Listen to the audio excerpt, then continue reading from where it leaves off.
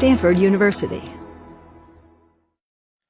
Welcome to the last lecture of CS193P for the winter term. Today we have a special guest, James Anthony from Inedible Software is here today, going to talk to us about his experience building applications. He's actually a former student of this class and has built up with his partner, Edward Marks, a successful business building apps.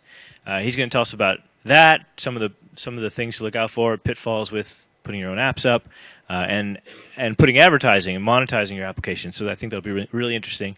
Before he dives in, I want to give you a couple of announcements. So first, tomorrow afternoon, 4 to 5 in 260-113 is our last Friday lecture, and it's Adam Nash from LinkedIn. He's coming to talk to us about his experiences using Core Data and GameKit and building applications for LinkedIn. So I encourage you to come check that out. It should be pretty cool. And then the last thing is about final projects. I think everybody's should be well on their way.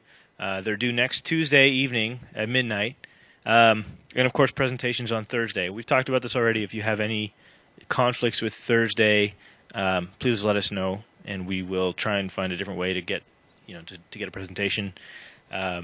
But otherwise, we're expecting to see some pretty cool stuff next Thursday. Get your slides if you want to include movies as well by next Tuesday evening at midnight, and your code and all that stuff too. So, any questions about that before I move on? No. All right. Well, without further ado, James Anthony, Inedible Software. Cool. Thank you, Alan. So yeah, as Alan said, I took this class back when it was in its first iteration, worked on a final project, which we wrapped up, put on the store. We've since had 7 million downloads. We do contracting. We do our own internal apps. We talk a lot with different ad networks, ad mediation layers, and analytics companies, all of which I'm going to talk about. So I'm hoping this lecture will kind of give you an insight into what it's like actually trying to make money on the store, hopefully encourage you to pursue your own projects, make sure you didn't run into the same problems we did so that you can really get off the ground running to the best of your abilities. And it's a crazy market. It changes a lot, and it's really fun to try to hold on to. So very quickly, some of the stuff we did. Air Guitar was our first project. It's what we did as our final project here, and then we cleaned it up, put it on the store, and have had a bunch of iterations since. It uses the accelerometer to detect strumming and whammying, so you can play chords. Shotgun Free and Shotgun Pro are by far our most popular apps. One of those silly little dorm room projects that just has to be done, and then it was reviewed on IGN, which gave it this big spike of interest, rose up to number 2 on the top free list on its own. And I have to say, most of the initial success I'm going to chalk up completely to dumb luck, because you don't predict that a shotgun you're firing in your dorm room is going to take off like that. But a lot of what we've been working on the past year is figuring out how to keep it in those top 100 lists, how to keep the popularity there, the user base there, and how to monetize them to the best of our ability. POW, another silly little project using the accelerometer. You get to punch and it makes sounds. SongSift was our first foray into the media library. We let you sift through your library looking for different songs. So we had the problem with when you're searching by album or by artist, a lot of the entries only had a single song. So we help aggregate only the complete items in your library. Other things we did for external clients, Mutant Chronicles was a movie that came out with Magnolia Pictures.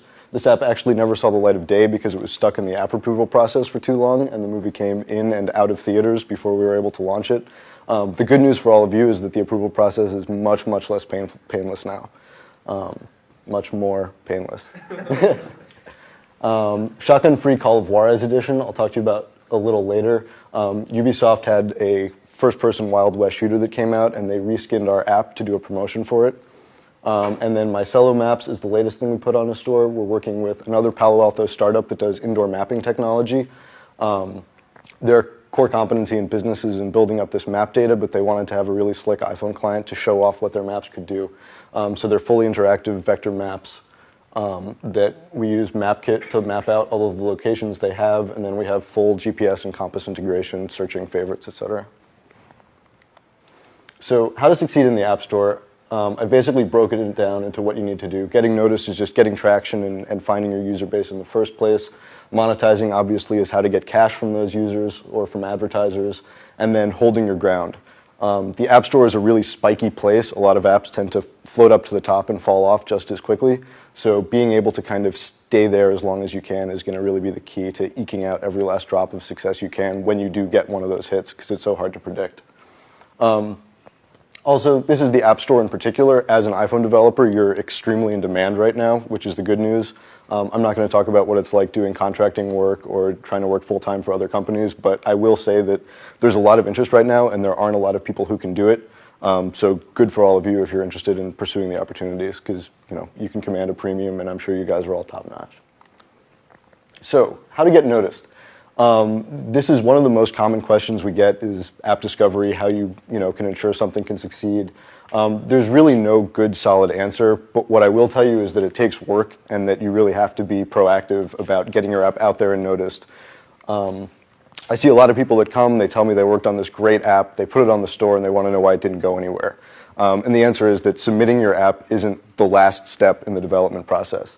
You want to be telling all of your Facebook buddies and posting on your walls. You want to do YouTube videos trying to promote your apps.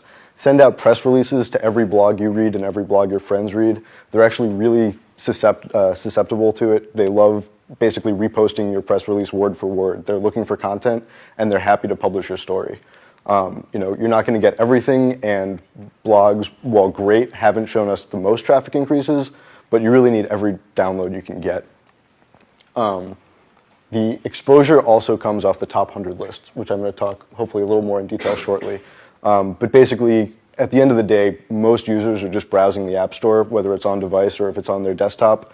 And so the name of the game is really getting on those 100 lists and staying there. You need big spikes.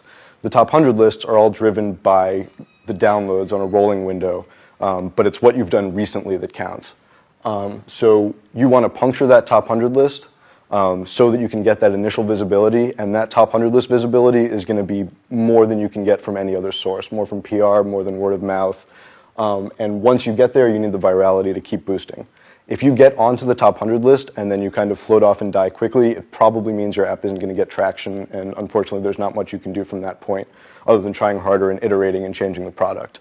Ideally, once you get that visibility, your app's going to take off on its own. So, how to monetize? People talk about the strategy between free and paid apps and in-app purchases. Sometimes there are apps where it fits into one of those categories really nicely. One of my friends I know who's made more money on the App Store than pretty much anyone I know is making a VNC client that costs $25 a pop. It's not something you hear a lot. It's never been on one of the top 100 lists. It made like the top 200 grossing at some point, I think. That's one of the few cases where you can afford to not worry about the top 100 lists because you don't care about having some massive surge of sales numbers. You just need really steady user base and a really great product. For most of us, however, if you're looking at the $10 price point and below pretty much, the answer is you want to do everything. You want to have a free app because that's just going to promote adoption, and because there's a very strong resistance of people to download paid apps. Even $1, they might hand you $1 on the street, but for some reason users are just really resistant to making that investment because there's a lot of crap on the store and they're nervous about it. And so having a free app lets you hook the users and get in. The conversion rate from a free to a paid user is relatively high. You can expect maybe 1% or 2%, which doesn't sound like much. But if you can get 1,000 times more free users than paid users, and 1% of those convert, then you've just 10x the numbers of paid users you have. The way your money comes in from advertising and paid apps is also very different, and if you're going to try to make a business out of it, it's important to notice that your paid apps, because things are so spiky, you're going to get all your money right up front. So you're going to have that big surge in downloads, everybody's going to use it, pay their $1 or $2 or whatever you're charging, and that's pretty much going to be the end of it. And you're going to hold on, but that money's going to trickle down, but that's your initial surge of capital. Your free users, if you can hold on to them for a long time, is your recurring revenue stream. So it's really powerful to be able to harness both of those together to get that initial influx of money, and then to use that to be able to keep sustaining your business. In-app purchases are something that came out later in the life cycle for our applications, but are really powerful. As far as I'm concerned, they're not actually a replacement for a paid and a free version. It would be really nice if they were, but the truth of the matter is these top 100 lists are so powerful that having a paid app on the top 100 list and a free app on the top 100 free is really what you want. You need that balance of both because you now have two sources of revenue. Because those 100 lists have their own life cycles. So we see users going to Shotgun Pro that have never seen Shotgun Free before and don't even know that a free version exists. So they're really almost entities in their own right, even though our intention was to be able to upsell. The upsell isn't all you're looking at. It's actually its own source of revenue. That said, putting in in-app purchases pretty much doubled the amount of paid revenue we're getting. It didn't cut into our paid app at all. So rather than the in-app purchase being a transition where now we just have the free and the in-app to get all the premium features, by keeping that alongside our premium version, we just doubled the amount of paid customers we were getting. Be nimble. I'm going to talk about that later, but this isn't the web. You don't have all of your, depending on the app architecture you have, and we'll talk about how to mitigate this, if something goes wrong in your app, you need to resubmit it to the store. And now that means a day or two. Previously, it was a much bigger problem. But make sure that you have enough controls from the server that, if something goes wrong, you can make adjustments to that as quickly as possible. And that you can switch between different sources of revenue, both in terms of what you have available as an in-app purchase and in terms of what advertising you're sending. CYA. Google it if you don't know what the acronym is, because I understand I'm on the internet and I should be polite. But you're dealing with money. Kind of at the end of the day, and this class is great, and you can make wonderful applications, but as soon as money enters the picture, things get ugly. And it's good to recognize that early on and just know that, you're playing with the big boys now. So, on the theme of CYA, before I talk about kind of advertising in particulars, there's a crop of things called ad mediation layers. And they've saved us many times, and I'm going to highly recommend that you do at least one of these methods. Basically, ad networks are happy to serve you a little UI view or a button, and they'll track their impressions and talk to the server and get advertising like that. You can technically integrate them directly into your app, but I highly recommend against it for a number of reasons.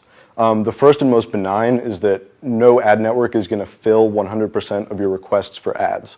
So that means if you're committed to one ad network, anytime they don't fill your request, you're just throwing that impression away. Other reasons are that there's different kinds of ad networks. Some of them are kind of slow and steady. Some of them are really spiky, but when they have a really good campaign running, you'll get a lot of money. Right now, we're running a lot of ads for the Google app. When that campaign goes away, that advertiser might dry up, but in the meantime, they're doing excellent CPM. CPM stands for cost per 1,000 impressions. You'll hear eCPM, which is the effective CPM, which is done by calculating out different forms of payment. CPC is the cost per click. That's how almost every ad on the iPhone works. On the web, it's a little different. It's usually more impression-based. On the iPhone, what matters are those clicks. So in terms of things you can do for mediation layer, what mediation lets you do is you integrate directly into your code one of these mediation solutions, and then that lets you tie in a whole bevy of different ad networks, and they do it with different methods. But basically the idea is you want to be in control of your inventory at any time when something goes wrong, be it an ad network library that crashes your app, which has happened to us plenty of times, a dispute with an ad network over payment, which has happened plenty of times, whether it's the fill rate drying up, anything can happen and you need that flexibility. And I may be getting repetitive at some point, but I really want to hammer home that this is going to be key to making sure that you can actually make money at all and make good money at that. So AdWhirl was started by a couple ex-Stanford grads, actually. It was recently bought by AdMob. It's an open source solution. They maintain all the servers, but you can actually write your own server code if you want, and they'll give you that code as well. The way AdWhirl works is that you sign up for all of the different ad networks on your own, and I'll show you some screenshots of what the interface looks like, and basically you can redirect what percentage of your inventory you want to allocate to different networks. You can set priorities such that if one request fails, it'll roll over to the next, and it can do some automatic optimization.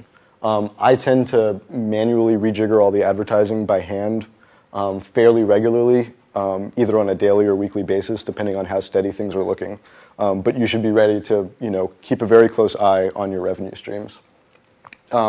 Tapjoy is another option. They do ad mediation. They also do some cool stuff with offers, where you can do, it's like an OfferPal style thing. Lots of young users, especially on the iPod Touch, either don't have accounts, don't have credit cards, or are just really averse to spending money. So being able to capitalize that on offers like sign up for a free account with Blockbuster and then get 20 of my virtual shotgun dollars to buy guns with is a great way to monetize those users as well. MobClicks is a little different solution than the other ones on here. The way they work is that they actually manage all of your accounts for you. So whereas AdWorld, you go to the ad networks directly and you have accounts with them, and AdWorld is simply a tool to switch between them, MobClicks actually does all of that for you. So you go to their website and you just click buttons up and down the list of which ad networks that you want to enable in your app, and then they do the optimization and you just get one check from MobClicks. .app/ads I put up here for completeness. They're still in beta, but they're another player that's about to enter the mediation space, and that should be interesting too. This is what the AdWorld reporting, one of the pages, looks like. This is shotgun free over a decent period of the last year. One thing to note is just how irregular it is, and that's why it's important to have a mediation tool in here. We had one advertiser here who was doing pretty well until they tanked, and with AdMob, this orange line is our custom ads. So this is us cross-promoting from one of our apps to the other ones. When our ad networks dried up at that point, there was no one we wanted to be serving to. We can put in custom ads for AdWorld, so Shotgun Free at this point was promoting air guitar and promoting POW. The reason we had the massive spike in impressions is because we went from a 30-second timer on our ad refreshes to a 15-second timer.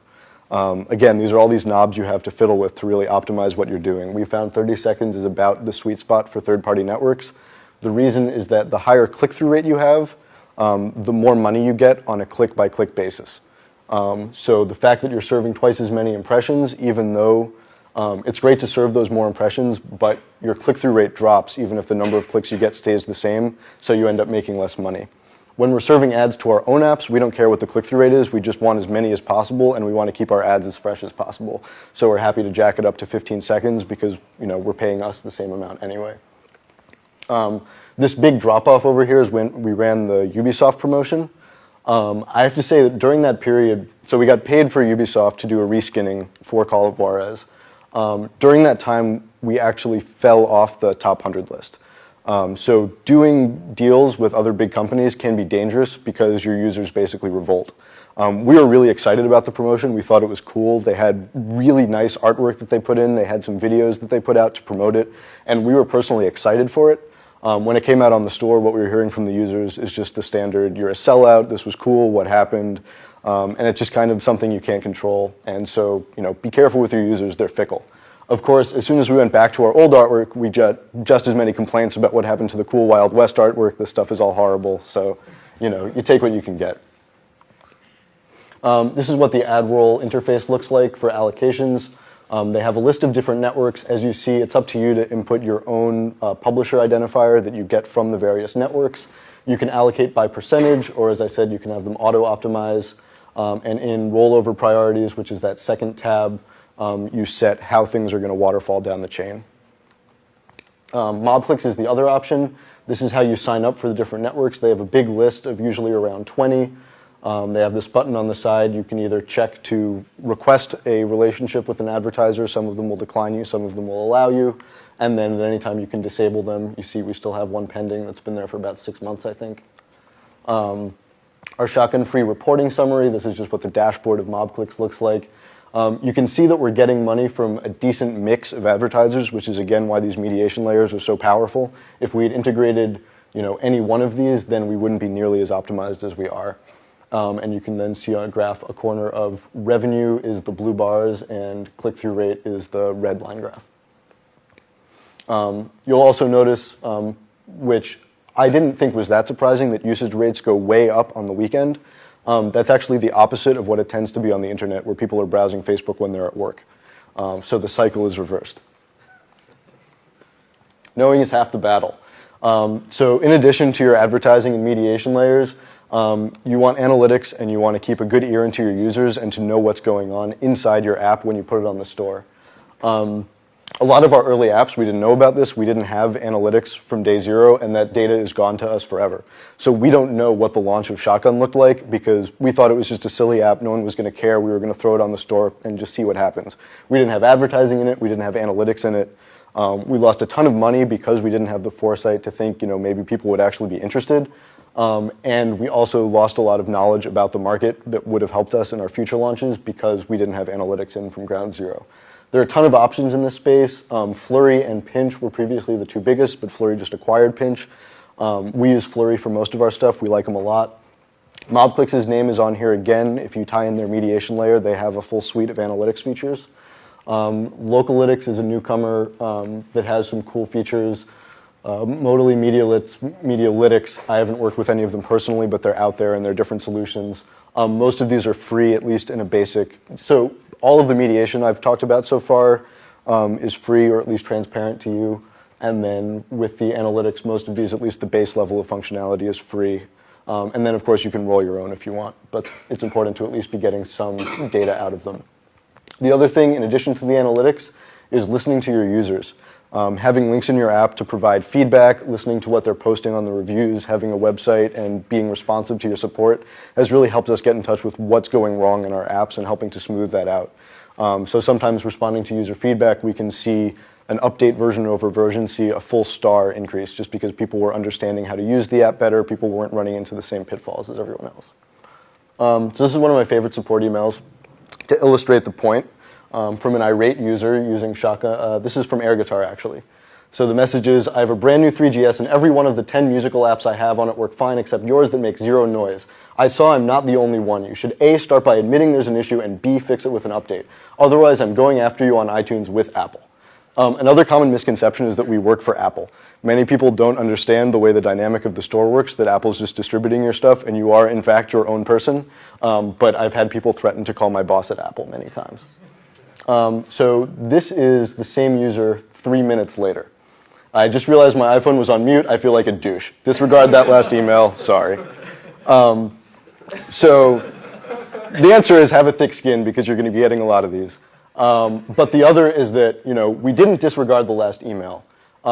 Yes, in one sense, it was his fault. The phone was on mute, and we respect the silent switch, which is generally what you're supposed to do with apps that make noise.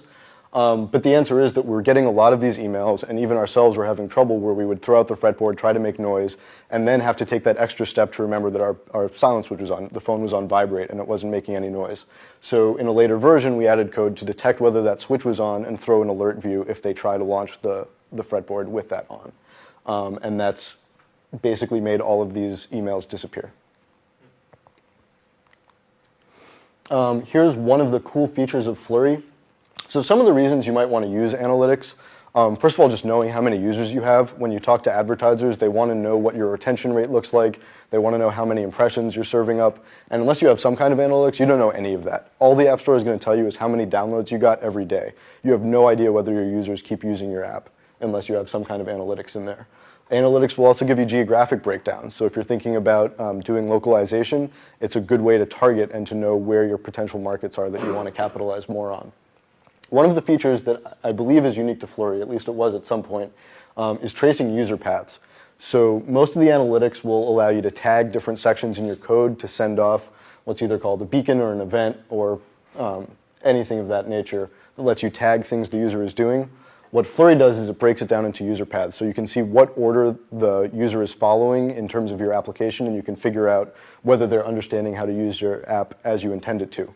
One common way this is used is in game developers who have a free version and a paid version, and they try to get an upsell going to the premium content from the limited demo version. What they can do with user paths is figure out what level their users are getting to. Because if the users are getting too far along and then getting disinterested and stopping, they're not going to be able to get an upsell because the user has already had more of the game than they want to. If you do it too early on, then the users don't really understand the game mechanics, they don't get hooked enough. So you really want to optimize and find that sweet spot as to when the upsell should happen. And with analytics, you can figure out exactly how far into the game they're getting. So this is a case study from air guitar again. Air guitar, we've had great success with demoing it in person to people. Being able to explain to people how to use it via an instruction screen and tutorial video has been a challenge. So that's one of the things we've been looking at is how we can increase user interaction and make them really understand it. So this is in version 1. This is across all versions, so you can see start session is the initial path I've taken. Most of them go straight to the fretboard. Some of them view the preferences, about pages, etc. You can then do a breakdown by version. So this is version 1.3. and then you can change your route. So this is when they're viewing the fretboard, when they're playing the song, what do they do afterwards? So 55% at this point ended the session, 22% viewed the preferences screen, 20% viewed the frets again, so presumably they dismissed it and then just came right back, and 2% viewed the about page. In version 1.4, we changed out the tutorial videos. We break them into smaller segments, and we added more in-depth textual instructions. You can see the people that viewed the preferences went up 5% to 27, and the people that ended the session went down 5% to 50. So 5% of our users who were quitting after the first time they viewed the fretboards were now staying around and came back to play with the app more. And that's something that we know only because of the analytics data we got. The next thing you're going to have to deal with is how to hold your ground. The top 100 list, as I've said, are really key. And they look different on the desktop and on the device. And if you're going to be serious, it's really important to look into how your users are interacting with the store. What your description looks like, your icon and the title of your app are probably the two single most important things you can work on.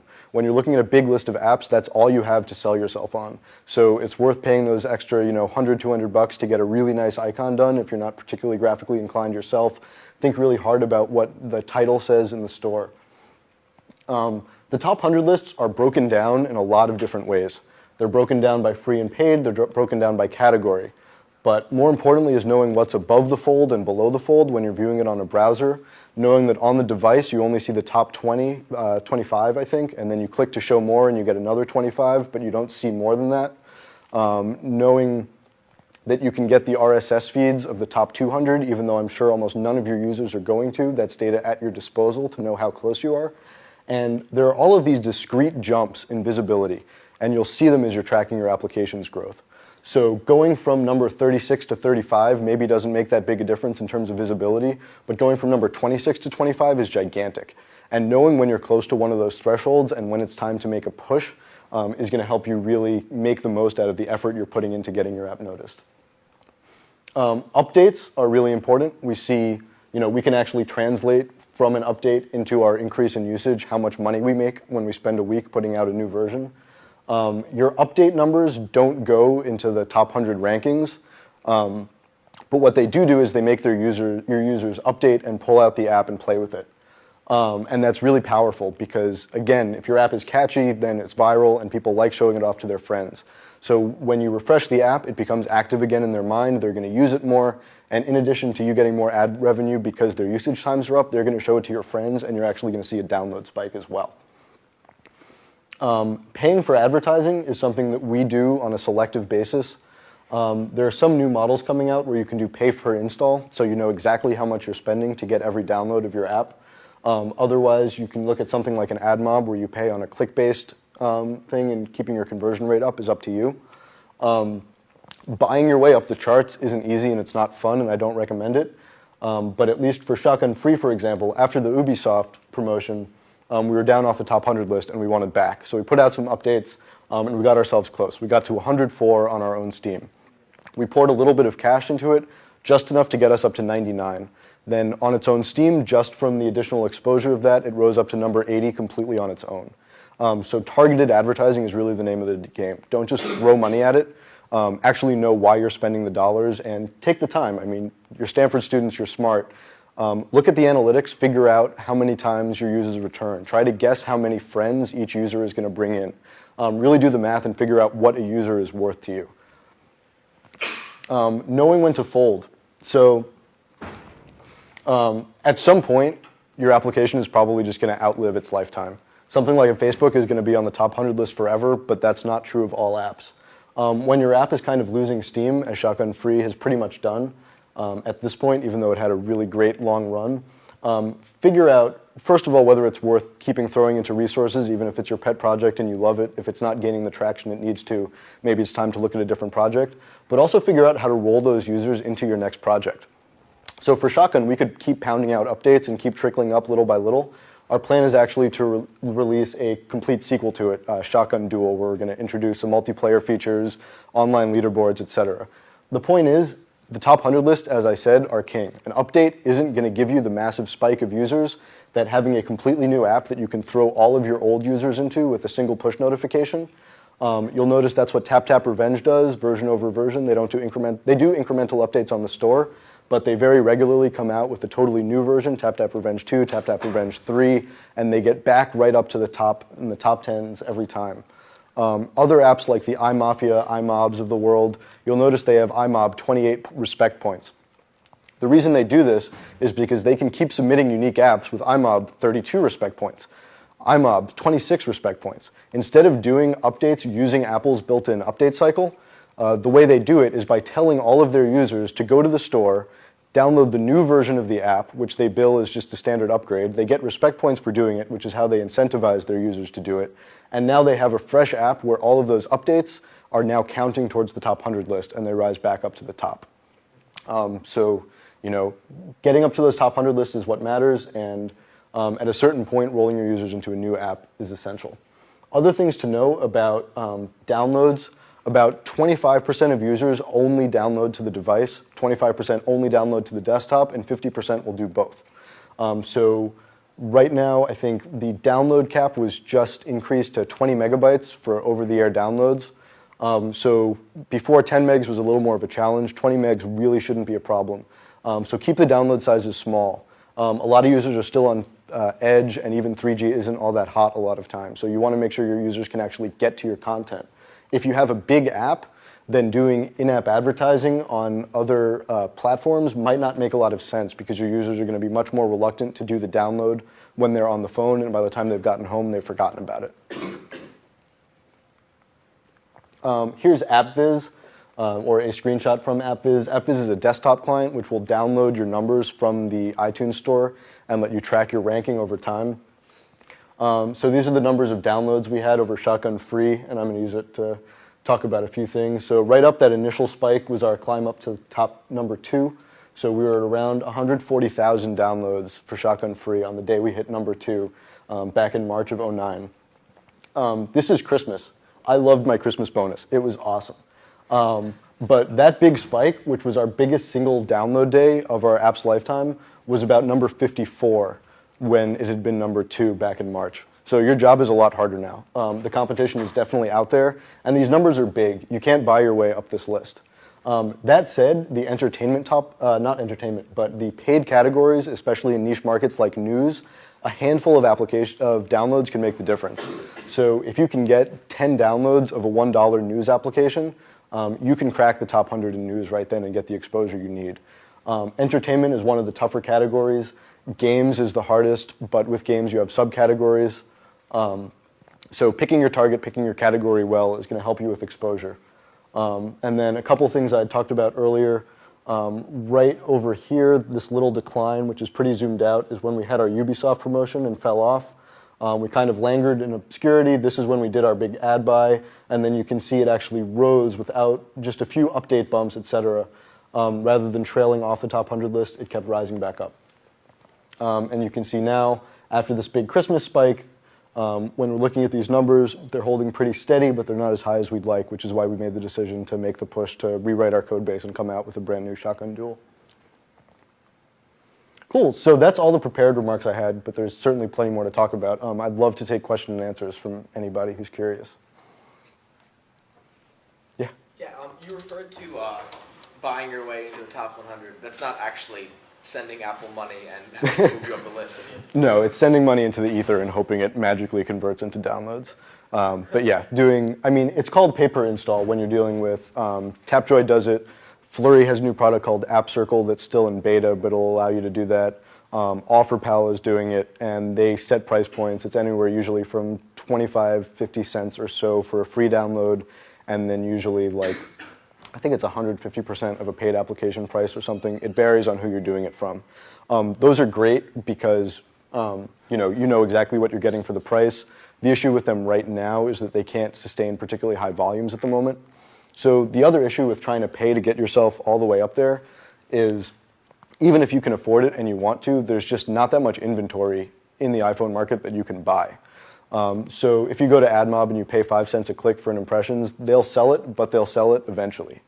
And as I've kind of alluded to, the name of the game with all of these top 100 lists is spikes. If you're going to dump money, you want to burn as much money as possible in as short a time window as possible. And to do that on someone like an AdMob, you have to start spending 7-10 cents a click. So you're paying a premium for the exact same inventory. It's just that to get that priority in the list, to be able to get the big push you want, is going to cost more. And so those costs escalate really fast. Can you go back to your graphic on the previous page? Yeah. So the big spike to 140,000 on your first spike. Yeah. Is that really 2 weeks after you release? Yeah. It really happens that quickly. So very quickly we got this IGN coverage, which was wonderful. An IGN blog that talks about mobile apps, talked about how he was running around the office shooting zombies with his shotgun, and it was the best thing ever, which was wonderful for us. And we saw it's basically an exponential rise, kind of like you'd expect. You get onto for us it was the entertainment top 100 free. You see yourself do a nice fat rise, and then as I said, you get all of these bumps as you hit the certain milestones and get more visible. So the top 50, top 20 is when on the front page of the entertainment store you're listed in that little sidebar. Top 10 of the store overall, I think right now is what's on the front page of the store. It was 5 for a while. I lose track, so keep an eye on it. But yeah, it just accelerates really fast. And you can see that, it takes a lot of downloads to get up into the top 100, even a year ago. It took a sizable chunk. And getting from, number 10 to number 2 is just as hard as getting from probably number 100 to 110. So. Does that compare to the paid version? The paid version, the graph looks pretty similar. There's a big spike at the beginning and then it trails off. It trailed off a little more rapidly because most of our advertising dollars went into shotgun free. And because at some point, so the ad networks and ad market have all matured dramatically in the past year. We're seeing way, way higher CPMs than we ever were. And we're actually, as of at least a month ago or so, we're making more money on shotgun on a week-by-week basis now than we were at our peak user base, which is great news in terms of being able to monetize even a relatively smaller number of users. But as that CPM started rising, it started to be effectively more expensive for us to promote our own apps. So it started to not be worth it for us to push Shotgun Pro because we were actually making more money using that ad space to promote our own apps. And on that note, cross-promotion is one of the most powerful tools you have. If you get even a relatively small user base across 3, 4, 5 of your own apps, these are users who are loyal to you. If they like what you're doing, they're probably users that think like you and are interested in the same things that you are. And that's an incredibly powerful targeted audience to push apps to. So when we come out with a new release, we can switch a knob on our ad mediation, turn on all 100% custom ads, and it costs money because we're not incurring that ad revenue. But whereas with an ad mob, you have to pay a premium to get the priority ad spots to be able to do a big push, we have complete control over our Shotgun user base. We have about 1 million active users a month. So when we turn that dial in one day and every Shotgun free user is looking at an ad for the app that we're trying to promote, that's generally enough of a bump to at least get it onto the top 50 or so of whatever category we're looking at. So if you can build up a stable of a bunch of small but solid apps that your users are happy with, then you've got a captive audience that would love to see what the next thing you're going to come out with is. Yeah? So can you give us an idea how much work it is to incorporate all these analytics and also the ad serving stuff into your application? Yeah, so the question was how hard it is to actually do all this work and to integrate advertising and analytics. Most of these libraries are actually very easy to use. They're designed to be as minimally invasive as possible. They're third-party libraries, which in terms of code means we see crashes that aren't under our control, and that never makes me happy. So that's definitely a downside. But it's important to be social with these guys, talk to them. We have contacts in at pretty much every ad network we work with, all the mediation companies, all the analytics companies that we work with. And having an email or a phone number to call is really valuable when you run into issues. Either it's because you're being dumb and you can't figure out how to integrate it, or if it's because you're seeing crashes and it's a problem on their side. You want to have a voice. The analytics libraries tend to be extremely simple. It's usually one call you put into the app delegate that notifies their servers that a session has started, and then as complicated as you want in terms of throwing off tags when different events occur, but it's generally pretty straightforward. The mediation layers are kind of as complicated or as easy as you want to. You can integrate mob clicks directly, and at that point, it's just like integrating a single library, and you get again, as complicated or as not complicated as you want to. You can either fire it off and start working, or you can start reporting user demographics if you have access to it, which can increase your CPMs. You can report user location. If you have an app that has a legitimate use for the user location, you shouldn't bug them to get that approval, and I think Apple has now started rejecting apps that do so. So be careful about what you ask your users for if you don't have a legitimate excuse to. So MobClicks gets you off the ground running pretty fast.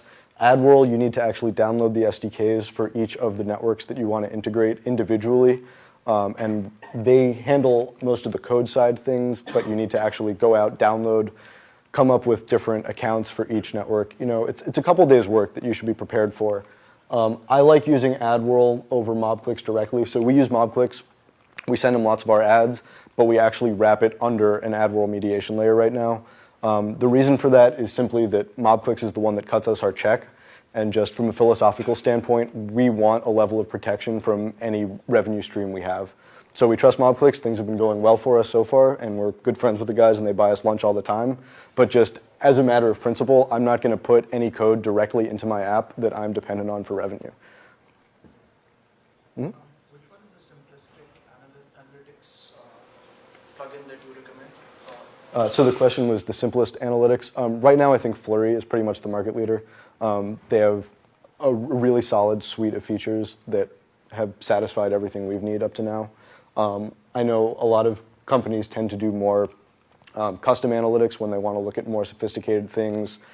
Bigger social games where you really care about the intricacies, about the interactions between your different users, you might want something a little more hardcore. But Flurry is totally free, really simple to integrate, and from what I could tell, the code base has been very stable, so I've been happy with them. What's the catch with Flurry being totally free? So they're working on their App Circle, which is currently the way they're monetizing. The question was, what's the catch with Flurry? So Flurry previously had a lot of premium features that they tried to upsell you to, which I think they're still pursuing, but is less a core part of their business from what I can tell. The App Circle program is based on pushing ads to other applications from your own app. They do a recommendation engine that's based on all the analytics data that they've been gathering up to this point, and they continue to. So they have a massive install base. They know what's going on most phones in the market. So they're able to take that data, look at what apps are used in conjunction, build out an algorithm to generate recommendations, and they think that they can do higher CPMs by doing a pay-per-install model, as I said. So if you want to advertise with them, you pay per install, and then, so I think it's, I don't want to quote any numbers because I'm going to get it wrong, but you pay some nominal fee per install that you're interested in from Flurry. They then put you into the recommendation engine and figure out what apps should serve your ad. So that's their current attack. And I should say, for full disclosure, as I said, I work with, pretty much everybody that I've talked about, and go out to lunch with them and chat. So, take everything I say with a grain of salt, but I'm being as impartial as I can. So, if you're not as interested in the business side and kind of doing all of this analytics and things, is a good option to try to buddy up with someone who is, or is there do you know of anyone who's willing to do it for a fee that is well established and just takes care of it for you? Yeah. So the question was what to do if you're not interested in the business side of things. So partnering up with somebody, I think, is a solid move. There are some companies that like buying up apps when they're successful. So if you can get a good burst of success, you might be able to sell off your app to someone who's interested more in the longevity of it. I don't know of any services off the top of my head that kind of you can outsource your business side to. Finding a friend at Stanford who's interested in it, go for it. I don't know whether iPhone companies, smaller companies in general, tend to like taking on other products and kind of putting them under their own label. You're welcome to send me off an email and I can see what I can think of if I know anybody who'd be interested in talking to you. And yeah, I have that. So my email address is up here, James@Notable Software. All of you should feel free to email me anytime with any questions. And there's some business cards later if you want to pick one up. Alan? So I know you guys have had phone calls from people asking you to build apps. Yet clearly you guys have focused on building your own apps and have had success with that. Tell us a little bit about that market of being an iPhone developer in this growing space and why you guys chose to focus on your own things. Yeah. So the question was about doing iPhone work on contract and why we've chosen to skew more towards working on our own projects. There's a lot of interest from a lot of people on building iPhone apps. We personally aren't as interested in it. It's always more fun working for yourself than working for a client. When you want to take ownership over your code, if nothing else, and you want to be proud of your project, it's hard to do if you're getting paid a check and just have a project to do to pay the bills. One of the apps that I showed earlier, Mycello, that we worked with, is a fellow startup. So we worked on that project actually largely for equity because we thought they had a really cool technology, something that we weren't going to build in-house, but that was a cool platform to build off of. So we wanted to partner with them. One of the things that's nice about being an iPhone developer, if you're good at it, you are in demand, and so you can talk to people and take the projects that you want and not take the projects that you don't. There are a lot of people interested in hiring developers on contract. You've got to make a good pitch for why you're a better option than outsourcing to, there's a lot of companies that are in, I'm trying to think, I've heard of Poland, India, Hungary, some places in the Middle East, Argentina, they're all over the place and they can build an iPhone app for $1,000 or $2,000. That's, in most cases, good enough. So if you're going to do contract work, make sure you're working with someone who's actually going to pay you what you're worth. Don't be afraid to put out a bid that's too high and get turned down. Don't undersell yourself. Figure out what this time commitment is actually worth to you. We work with individuals now and then. Some of our advertising actually comes in direct sales from people who are interested in selling into iPhone, into Shotgun, and we talk to them one-on-one. It can be really nice because you're talking to a human being. If it's another developer, then you're helping them out, which is cool. They tend to pay much more promptly. Another good thing to know, Apple generally pays on a 90-day lag. So, from the day you make your sale on the store, you're not going to see any of that money until 90 days later. Ad networks aren't much better depending on who you're working with. It's generally 45 to 90 days. If you have a bad client, it might be even harder trying to actually get cash out of them. Hopefully it doesn't go to litigation, but you never know when you're dealing one-on-one. Like, you have to be prepared if you're going to do something on a contract basis. Do a little research, at least have a boilerplate contract, make sure you explain what service you're providing, make sure it's very clear how long your relationship is going to last, what's a bug and what's a feature, all of that. It's tricky working with people. Working for yourself, you get to choose your projects, you get to choose your timetable, and you work on the ones you care about, which is kind of why we went in that direction. Yeah. Is there a way to know how the app is behaving when it is being downloaded by users? So, for example, it crashes or there is a bug. How do you get to know? So things you can do for crashing. Apple actually gives you crash reports, which is great. In iTunes Connect, which you'll learn about if you start submitting applications to the store, maybe you have already, has a crash log tab, and it'll do a breakdown by iPhone OS version, what the most common crashes are, what the most common timeouts on launch and quit are. Timeouts on quit, actually really important. It's easy to think that when you quit your app, it's done, and if it crashes on quit, it doesn't really matter. First of all, you're going to have possibly corrupted data state after that, so you want to be careful. The other thing is that if your process doesn't actually die and the user tries to reopen the app, they're going to see the last instance reopen, and then it's going to look like a crash when the quit finally succeeds. So getting out of the way fast, an application will terminate, as I'm sure Alan has already drilled into you, is actually an important thing to do. Other things for crash reporting, Flurry, I keep harping on Flurry because I use them, so I know them pretty well. They let you set an uncaught exception handler, and then they'll report to their servers when a crash occurs with some information. I've actually found the Apple crash logs more useful because they come with a stack trace. And I believe if you use the Flurry exception handler, it doesn't make it to the Apple crash reporting system, so that, as far as I can tell, is an either-or thing. That and users tell you about it. If you have an email address, and I think you have to have a support email address to submit to the App Store, and then if you have a website and if you have an email link in your app, which I definitely recommend, if things are going wrong, you'll hear about it. So you can update your app and it takes about 2-3 weeks to fix that, right? So updates right now are lightning fast. They're anywhere from, I've had it happen in 8 hours, and I've had it take a month, but lately it's been around 3 days. But I guess you should be doing a lot of testing before putting it on the App Store for the first time. Yeah, you don't want to make your users your beta testers. You're going to get bad star ratings, and they generally aren't particularly happy. I mean, I hate shipping code with bugs. Like, it sucks. But at some point, you also just want to get it out the door and see if users are responding to it at all. I'm sorry if this is obvious, but is there a way to test within a group? Can you like share your application with someone? Yeah, so the question is how to test with your friends in a group, doing a beta test before you release to the store.